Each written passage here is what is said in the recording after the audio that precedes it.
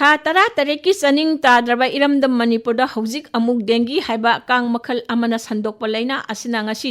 चिंग तम अनिमक्ता अचौबा अवाबा अमा हापसिलक्ली अक्टोबर 10 फाउबगी मनुंगदा लमदम असिदे मियोय 1994 डेंगीना नाहले हाइबगे पाउ ऑफिशियल ओइना फंगी अदुगा अनऑफिशियल ओइबा पाउदना मियोय 2002 रोम डेंगी लैनाना नाहले हाइना पल्ली हौखिबा सही 2012 ददी मियोय चनी अहुम खक्तमक कांग संदोकपा डेंगी लैनाना राइजा सिदा नाकी अदुबु सही अहुम लोंगी मतुंग सिदा मियोय 1903 रोम नारकपा हाइबसी यामना चाउना संदोरकले हाइबनी हौजिक फाउबदा लैना अस्ते मियोय मरिगे पुंसी लोमहनख्रे मसिगी मनुंगदा इम्फाल वेस्ट डिस्ट्रिक्ट अहुम बिष्णुपुर डिस्ट्रिक्ट अमा लैखिदबनी था असिगे मयाई चलकपा फाउबदा सुराचानपुर टेंगनोपल फेरजोल अमदि जिरीबामदा डेंगीना नाबगी पाउ फंखिते अदुबु ngasi सुराचानपुर जिला दसु मियोय 95 डेंगीना नारे हाइबगी रिपोर्ट पाउचे खरदा फंगले हंदकी तांग 10 फाउबगी मनुंगदा स्टेट मलेरिया ऑफिसर मणिपुरना थोकपो पाउ मतुंग इना राज्य असिगी जिला 13 के मनुंगदा इम्फाल वेस्ट ना ख्वाइदगी मसिंग यामना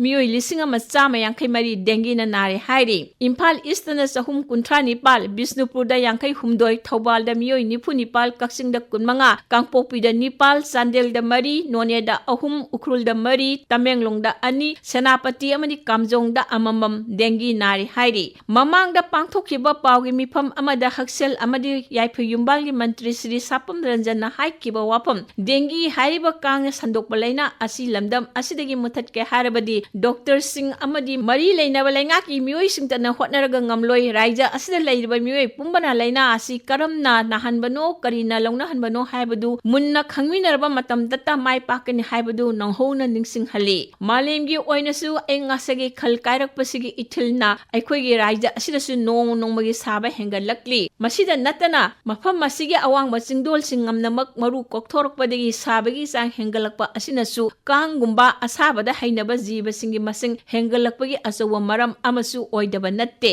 डेंगी हाइबसी एडिस एजिप्टी कौबा मबुक अमदि मखोंगदा अंगोबा अमसुंग अमुबा मसुना ओना लांबा मयाय ओइरप चावा कांग मखल अमना नहानबनी मरुइना कांग मखल असिगी अमोम सिंगना लैना असि छंदोए अमोम सिंगना मरुम कोकपगी थबक पांगथोकपनिना मी नत्रगा सादगी ई चुपलगा मरुम चावहनबा होटनै लाबदी ई चुपते डेंगी गी भाइरस खक्ता नतना हाइरिबा कांग मखल असिना अतै लैना मखल कया अमसु संदोई खुदम ओइना येलो फीवर चिकनगुनिया अमदि जिकागी लैना संदोरकपदा अचौबा थौदांग लौई कांग असि पंगचाउ चाउब नत्ते मिलीमीटर 4 दगी 3 फाउबा सांगी मखोइना अयुक नुंगथिल अमदि नुमिदांगदा ई थीबा थोरई अदुगा अयिंगबा मफमदा पोथादुना लै थिजिलिबा सिंगी मतुंग इना एडिसना चिकपगी मफम सिदना अतै कांगना चिकपा मफमदगी हेन हक्कजबा ngang हेली हाइरी लैना असिना कन्ना लाइहोक होली कोक चिकपा मसल सरू अमदि तांग the चिकपा ओनिंगबा फाउबा हैनिंगदबा पोकपा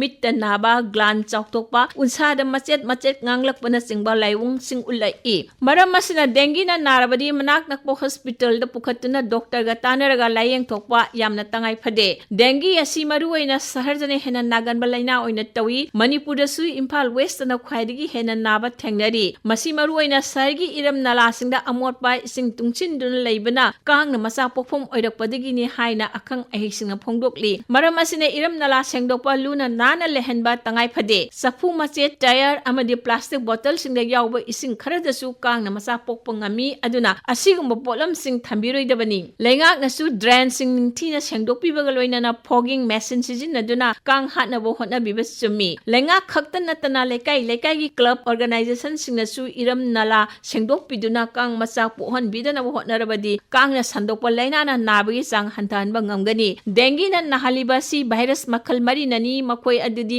dengue 1 dengue 2 dengue 3 amasung dengue 4 ni mahig asi asaba amadi mayai oirop saba mafam singda lei dengue naba mi amadagi mi amada longna de anaba mi da sikluba kangna nadaba mi amada sikpa matamda leina asina nahanbani kangna sandokpa leina makhal amani aikhoina tumbara kangkhal khanbata natana tumdringaida numidangda kang tanthoknaba coil mai thaduna natraga mosquito repellent mahi sijindaduna kangna chikhandana bo hotnabana khwaidigi safabu oigani isagi immune system wangkhat hannaba masiba jinjak amadi heira marang kaina sabasu yamna maru oi ising marang kaina thakpa hakchang kai hena chokta handaba haibasisu maruni laihau tawrabadi khudakta doctor ga tana bigedabani pikliba angang amadi sahi ahal oirba singda ꯍꯦꯟꯅ ꯀꯟꯅ ꯅꯥꯔꯛꯄ ꯌꯥꯕꯒꯤ ꯑꯣꯏꯊꯣꯛꯄ ꯂꯩ ꯃꯔꯝꯗꯤ ꯃꯈꯣꯏꯒꯤ immune system ꯋꯥꯡꯗꯦ ꯗꯦꯡꯒꯤꯅ ꯅꯥꯕ ꯃꯤꯑꯣꯏ ꯑꯌꯥꯝꯕ ꯐꯒꯠꯂꯛꯄ ꯊꯦꯡꯅꯩ ꯍꯣꯁꯄꯤꯇꯥꯜꯗ ꯆꯠꯇꯨꯅ ꯂꯥꯌꯦꯡꯂꯕꯗꯤ ꯆꯥꯗ 34% ꯆꯥꯡꯗ ꯐꯔꯛꯄ ꯌꯥꯕꯒꯤ ꯑꯣꯏꯊꯣꯛꯄ ꯂꯩ ꯗꯦꯡꯒꯤ ꯂꯩꯅꯥꯅ ꯑꯃꯨꯛ ꯅꯥꯈ꯭ꯔꯒ ꯃꯊꯪ ꯑꯃꯨꯛ ꯅꯥꯔꯛꯂꯣꯏ ꯍꯥꯏꯅꯤꯡꯉꯥꯏ ꯂꯩꯇꯦ ꯃꯔꯝꯗꯤ ꯚꯥꯏꯔꯁ ꯃꯈꯜ 4 ꯁꯨꯕꯅꯤना हंदक अमना नाख्रबसु मथंगदा अतोप भाइरस मखल अहुमदुदगी अमना नारकप याय डेंगीना नारे हाइदुना यामना कन्ना मिपाइनिंगाई ओइदे मियामना मिपाइबीदना डॉक्टर तानरगा लायेंगदुना फनबु होनेबियु कांगना संदोकपनिना कांग हानबा थबकसिंग मियाम पुन्ना पाइखटमिनसी लैना असि अरुबसु नते अदुबु चेक्सिनद्रगदी अराइबसु ओइरोय